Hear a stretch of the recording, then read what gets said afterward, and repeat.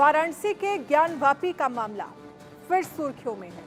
गोरखपुर में मुख्यमंत्री योगी आदित्यनाथ ने कहा है कि कुछ लोग ज्ञानवापी को मस्जिद कहते हैं, जो गलत है।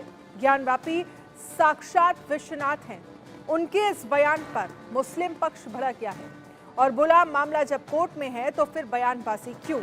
सवाल इसलिए भी क्योंकि यूपी में उपचुनाव नजदीक है। क्या ये सियासी दांव है? इधर हिंदी पक्ष ने सीएम योगी के बयान का समर्थन किया है और कहा है कि केवल नमाज पढ़ने से कोई जगह मस्जिद नहीं हो जाती। पहले सीएम योगी का बयान सुनिए, फिर ज्ञानवापी के तमाम पहलुओं पर चर्चा करेंगे। दुर्भाग्य से वो ज्ञानवापी, आज लोग उसको दूसरे शब्दों में मस्जिद कहते हैं, लेकिन वो ज्ञानवापी साक्षात विश्वनाथ ही है। दुर्भाग्य से वो ज्ञानवापी, आज लोग उसको दूसरे शब्दों में मस्जिद कहते हैं, लेकिन वो ज्ञानवापी साक्षात विश्वनाथ ही है। दुर्भाग्य से वो ज्ञानवापी, आज लोग उसको दूसरे शब्दों में मस्जिद कहते हैं, लेकिन वो ज्ञानवापी साक्षात विश्वनाथ ही है। दुर्भाग्य से वो ज्ञानवापी, आज लोग उसको दूसरे शब्दों में मस्जिद कहते हैं, लेकिन वो ज्ञानवापी साक्षात विश्वनाथ ही है।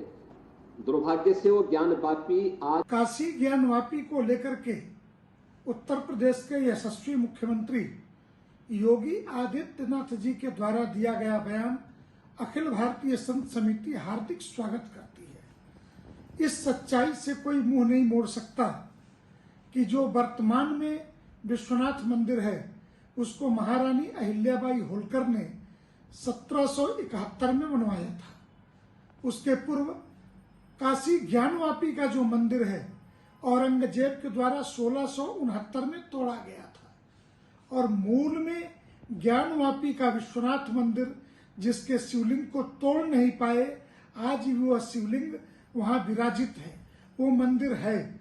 और हमारा यह प्रयास है कि हम उसे हासिल करके रहेंगे। पूर्व में भी महानिर्वाणी अखाड़े के नागाओं ने लड़ाइयां लड़ी, आज भी कोर्ट के अंदर हम इसको भारतीय संविधान के दायरे में लड़ रहे हैं। परंतु इस सत्य को जब एक सत्ताधीश स्वीकार करता है तो संतों को बहुत ही प्रसन्नता होती है। ज्ञानवापी प्रकरण पे योगी आदित्यनाथ जी का बयान कि ज्ञानवापी लोग गलती से कहते हैं, वह मूल स्थान तो आदि विश्वेश्वर का ही है और यह मामला हमारे लिए अत्यंत हर्ष का विषय है। और काशी में हमारे मित्रगण, हमारे साथीगण इस विषय पर बड़ी प्रसन्नता व्यक्त किए जा रहे हैं और कर रहे हैं, क्योंकि ये विधायिका के द्वारा पहली बार इस तरह बोल्ड ढंग से अपनी बात कही गई है और ज्ञानवापी के पक्ष में बयान आया है। इसलिए ज्ञानवापी से संबंधित जितने पक्षकार हैं, जितने भी अधिवक्ता साथी हमारे हैं, सब में अत्यंत हर्ष का अनुभव हो रहा है। सब प्रसन्न हैं और हमारा मानना है कि ये ज्ञानवापी का जो प्रसंग है, इसको जिस तरह से नैरेटिव सेट करके झुठलाया जा रहा था, उसको माननीय योगी आदित्यनाथ जी ने एकदम क्लियर कर दिया कि यह आदि विश्वेश्वर का ही स्थान है। मुख्यमंत्री ने आज काशी विश्वनाथ को लेकर कहा है कि वो मस्जिद नहीं है, जो मस्जिद करा दुर्भाग्यपूर्ण है और वो स्वयं काशी विश्वनाथ हैं वहां पे विराजे हुए। निश्चित तौर पर भगवान विश्वनाथ का मंदिर है और वो मंदिर ऐतिहासिक और पुराना है और इसमें माननीय न्यायालय के पास निर्णय करने का वक्त भी मिला। आज तो हमने गया था, जिसको लोग मस्जिद कहते हैं, वहाँ हमने पूजा किया है।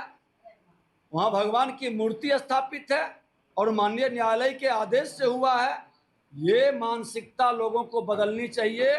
निज गौरव पर जिसे हो न अभिमान, वह नर नहीं पशु के समान।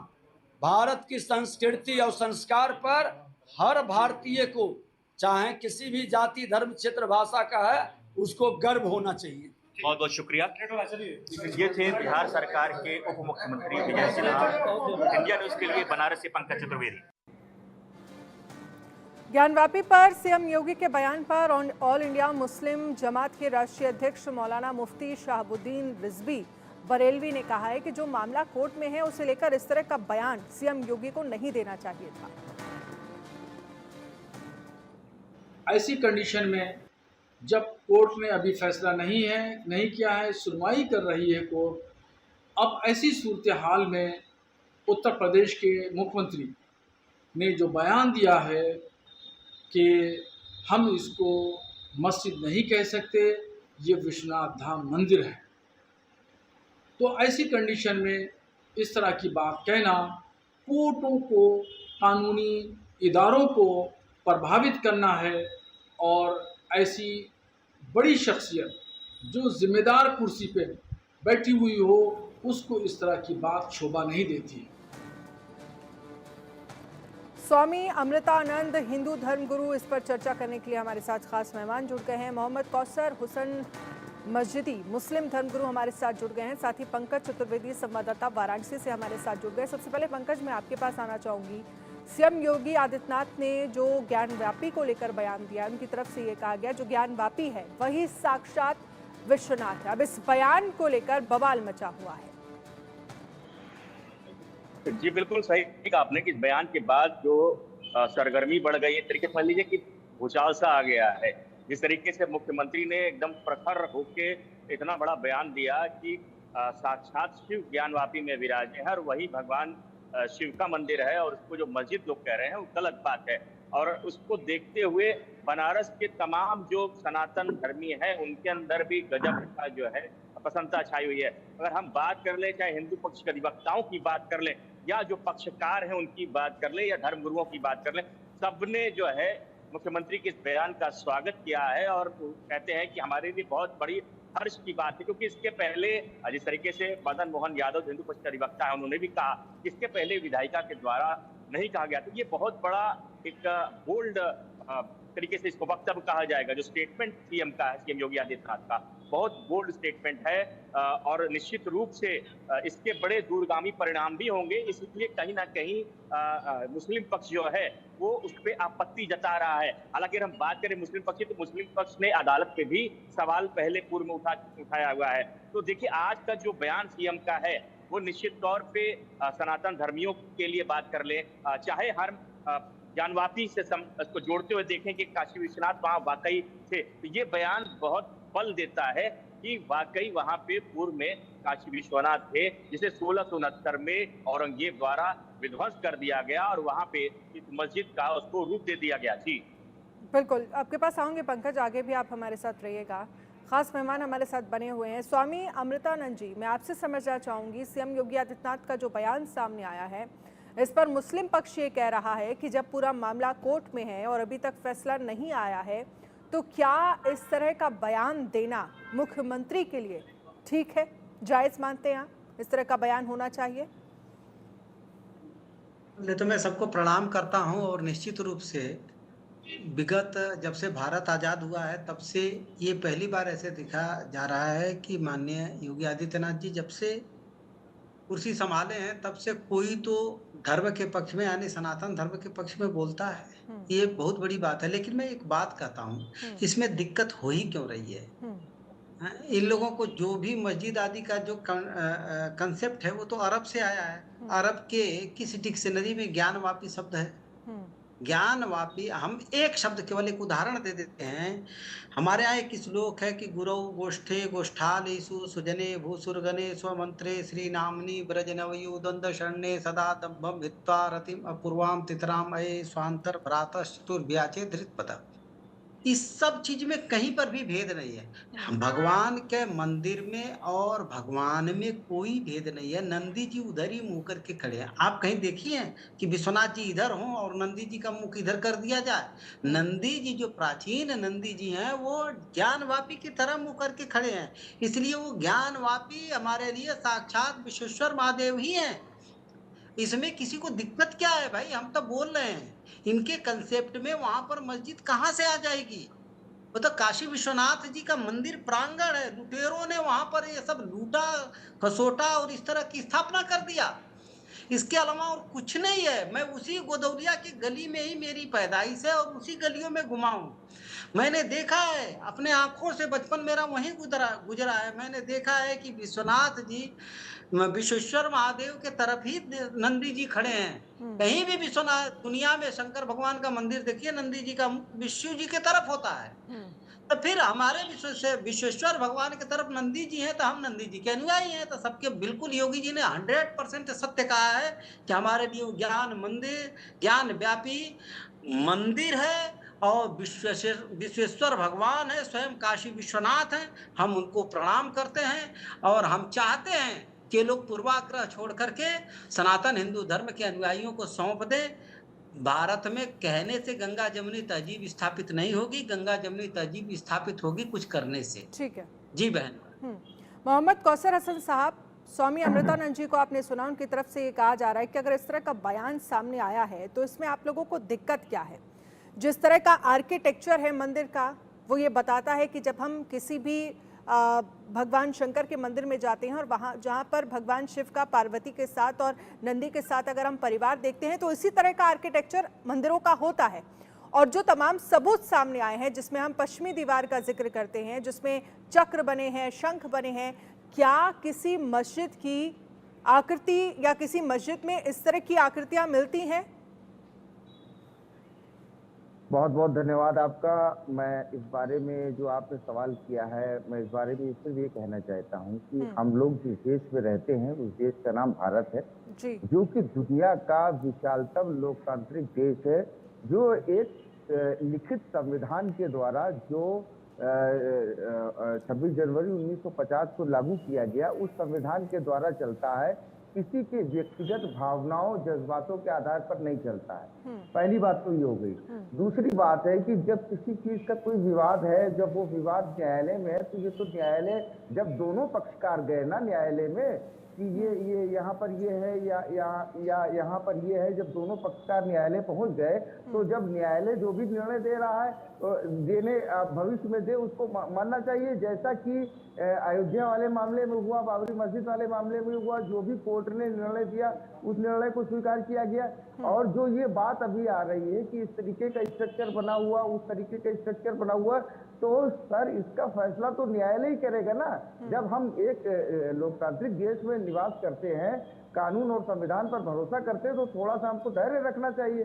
दूसरी बात जो यहाँ पर ये आ रही है, इस पे गंगा जमुनी तहजीब पर कौन सा फर्क पड़ता है कि अगर कोई विवाद, दो भाइयों में संपत्ति का विवाद हो जाता है और वो कोर्ट में चला जाता है और 50 साल दीवानी का मुकदमा चलता है, तो क्या वो भाइयों के संबंध समाप्त हो जाते हैं? ये तो बेकार की बातें हैं कि मतलब जो है वो इस पर ऐसा होना चाहिए, इस पर ऐसा होना चाहिए। कहीं कोई बात नहीं है, ये न्यायालय की बात है। जो न्यायालय निर्णय देगा वो निर्णय मान्य होगा। कल भी हम भाई थे, आज भी हम आप, कौन सा ऐसा प्रभाव पड़ रहा है? ठीक है अमृतानंद जी, आपने सुना मोहम्मद कौसर साहब ये कह रहे हैं कि भाई जब मामला कोर्ट में है तो थोड़ा इंतजार करिए, इस तरह के बयानबाजियों को लेकर इतनी जल्दबाजी क्या है? जो भी फैसला आएगा वो हमें और सभी को मान्य होगा। आप देखिए कि सिर तन से जुदा के नारे लग जाते हैं, क्या क्या हो जाते हैं, तब तक इनका व्यक्तिगत अभिव्यक्ति की आजादी परिणित हो जाती है। योगी जी ने यही तो कहा है, जब सर्वम खलमिदम ब्रह्म है, जब पूरी सृष्टि ब्रह्म है, ये भी निराकार रूप में पूरी सृष्टि को ब्रह्म मानते हैं, तो हमने ज्ञानवापी को विश्वेश्वर भगवान मान लिया। इनको दिक्कत क्या है? ये ज्ञान कहाँ से चाहिए, कहाँ से लेकर के आते हैं? इनको इतनी दिक्कत क्या हो जाती है? जब कोर्ट में, न्यायालय में जब ये लंबित है, अरे राम मंदिर का फैसला है, कितने दिन आए? घड़ियाली आंसू हम लोग बातें हैं क्या कि कोर्ट के खिलाफ हमारी सरकार बनने दो, हम ये कर देंगे, वो कर देंगे। कितने इन लोगों की तरफ से बयान आते हैं कि हम तो फिर से अयोध्या मंदिर को तोड़ देंगे। ये लोग करते क्या हैं? ये जो बात करते हैं मोहम्मद जी, जो ये बात कर रहे हैं, मैं यहाँ पर किसी को देख नहीं पा रहा हूँ, नाम भी नहीं देख पा रहा हूँ, शायद पूरा नाम बोलने में, इसके लिए क्षमा के प्रार्थी हूँ मैं। लेकिन मैं इतना निवेदन कर रहा हूं कि ये जो ज्ञानवापी जो मंदिर है, वो मंदिर ही है, ज्ञानवापी मंदिर है। ज्ञानवापी मस्जिद हो ही नहीं सकती, कैसे भी नहीं हो सकती। इनके कंसेप्ट में ये तो थोड़ा सा आप देखिए कि भारत माता की जय स्वीकार नहीं करते हैं, ज्ञानवापी स्वीकार कर लिए। ये कहाँ का कंसेप्ट है इनका? बोलिए कौशल हसन साहब, वो कह रहे हैं कि ज्ञान व्यापी शब्द आप लोगों के धर्म में है ही नहीं, फिर क्यों आप उसे मस्जिद एक्सेप्ट कर रहे हैं? देखिए मेरे जो भारत भी माता की अभी जय जो बैठे स्वीकार हुए नहीं हमारे करते बड़े मेरी भाई बहन, हैं, मैं जब इनका पूछे बड़ा भारत सम्मान माता की करता जय हूँ स्वीकार कहाँ करते और हैं? बड़ी बड़ी विनम्रता के साथ कहना चाहता हूँ कि ये देश मलिक मोहम्मद जायसी रसखान अब्दुल रहीम खान खाना का देश है, जिसमें मलिक मोहम्मद जायसी कहते हैं सरग नखत तर रोवाते थे बिजना के मारा गए जेते। और ये हिंदुस्तान का कल्चर है, हिंदुस्तान की संस्कृति, हिंदुस्तान की सभ्यता, ये हमारी भाषा है, ये हम देशवासियों की भाषा है। क्यों? और दूसरी बात ये जो अभी जो बात लाई जा रही थी सरतन से जुदा होने वाली बात, तो मैं आपसे निवेदन करना चाहता हूँ बड़े भाई कृपया हमारा अध्ययन करें और हमारे संगठन का अध्ययन करें। इस मुद्दे को सबसे पहले उठाने वाले हम लोग ही हैं। और जो दूसरी ठीक है मोहम्मद कौसर साहब, आप कह रहे हैं कि आपने इस मुद्दे को उठाया और इस तरह की बयानबाजी नहीं होनी चाहिए, आप इस बात को आगे रखते हैं, लेकिन आप ही के समुदाय से जुड़े बहुत सारे लोग इस तरह की बयानबाजी करते हैं और जो मानने को और जो तमाम सबूत वहां से मिले उनको मानने को स्वीकार नहीं है, क्योंकि हमने जो तमाम जो सर्वे हुआ उसी में सामने आया। आप जब बेसमेंट की बात करते हैं, नीचे जब हम बेसमेंट में जाते हैं तो वहाँ छोटे छोटे मंदिर मिलते हैं, वहाँ पर गणेश लक्ष्मी की टूटी हुई मूर्तियाँ मिलती हैं, वहाँ पर शंख मिलते हैं, वहाँ पर गदा बना हुआ मिलता है, वहाँ पर चक्र बना मिलता है। फिर पश्चिम की दीवार की जब हम बात करते हैं, ये तमाम सबूत किस तरफ इशारा कर रहे हैं? क्या इसे झुटलाया जा रहा है? क्या इसे इग्नोर किया जा रहा है? और क्या इस तरह की मस्जिद जहाँ पे इस तरह का आर्किटेक्चर हो, जहाँ जिसकी बनावट इस तरह की हो, क्या है कहीं पर दुनिया भर में ऐसी मस्जिद जिसे आप मस्जिद मानते हो और वहां पर इस तरह की बनावट हो? देखिए ऐसा है ना कि जब यही तो विवाद है ना, जब विवाद है तो उसका कहीं तो निस्तारण होगा। कोई तो ऐसी अथॉरिटी होगी जो इसका निस्तारण करेगी। लेकिन अमृतानंद जी का जिक्र ये है, अमृतानंद जी ये कह रहे हैं कि आप लोग भी तो बड़ा दिल दिखाइए। जब हम गंगा जमुनी तहजीब की बात करते हैं तो आप लोगों को भी तो बड़ा दिल दिखाना चाहिए। तो जब आप भावनाओं से जुड़े होने की बात करते हैं। नहीं, मैं आपके प्रश्न को समझ नहीं पा रहा हूं, क्योंकि आपने कई एक प्रश्न एक साथ कर लिए हैं और मैं उत्तर जो मेरा पहला सवाल है, मेरा पहला जो सवाल है, क्या जिस तरह की ज्ञानवापी, आप जिसे मस्जिद कहते हैं, ज्ञानवापी परिसर से जिस तरह के सबूत मिले थे, जो आकृतियां, जो चिन्ह वहां पर मिले थे, उस तरह की मस्जिद दुनिया भर में या भारत में कहीं पर है? देखिए, अगर इस तरीके की बात करेंगे तो आप जब मतलब इस पर रिसर्च करेंगे तो तमाम इस तरीके की मस्जिदें बनी हुई हैं जहाँ पर ऐसी आकृतियां बनी हुई हैं। आप इंडोनेशिया की दुनिया भर की बात कर रहे हैं कि आप केवल इंडोनेशिया आप एग्जांपल दीजिए। देखिए तो वहाँ की संस्कृति के मुताबिक तो जो चीजें होती हैं वो, और जो सबसे बड़ी बात आपने अभी उठाई, मैं उसका जवाब देना बहुत जरूरी समझता हूँ कि आपने कहा कि क्या मतलब आप ये बड़ा दिल दिखा करके क्यों नहीं करते थे? तो बड़ा दिल दिखाने वाली जो बात है, तो क्या एक व्यक्ति का बड़ा दिल दिखाने से वो सारे समाज की बात हो जाएगी? वो गंगा जमुनी तहजीब की बात कर रहे हैं अमृतानंद जी, गंगा जमुनी तहजीब की बात कर रहे हैं। वो कह रहे हैं ये सिर्फ बोलने से नहीं होगा, करके भी दिखाना होगा। अमृतानंद जी इस पर कुछ कहना चाहते हैं, बोलिए जल्दी से आप। मेरी बहन मोहम्मद जी से आप एक ही बात पूछ लीजिए कि अगर कहने से कुछ नहीं होता है तो योगी जी ने यही तो कह दिया कि ज्ञानवापी विश्वेश्वर भगवान स्वयं काशी विश्वनाथ जी हैं, तो इनको कह दिया ना। कह देने से क्या आप अपने जो भी आप पूर्वाग्रह लेकर के बैठे हुए उसको छोड़ दिया। अरे भैया आप एक बार अलाउ तो कर दो, एक कोने से अलाउ कर दो कि वहां पर खुदाई करवा दो, थोड़ा सा पूरा तत्व को भेज दो, सारा दूध का दूध पानी। हम एक खाली 10 सेकंड दीजिएगा और प्लीज। हम बचपन में दादाजी की अंगुली पकड़ करके जाते थे और हम लोग जब प्रणाम करते थे नंदी भगवान को, प्रणाम करके हमारे दादाजी हम लोगों को बताते थे कि 350 साल से हमारी एक परंपरा चली आ रही है, बेटा तुम लोगों को निर्वहन करना है, तुम्हारे असली भगवान इसी मस्जिद में दबा दिए गए हैं, उनको उद्धार करना है, नंदी जी प्रतीक्षा कर रहे हैं।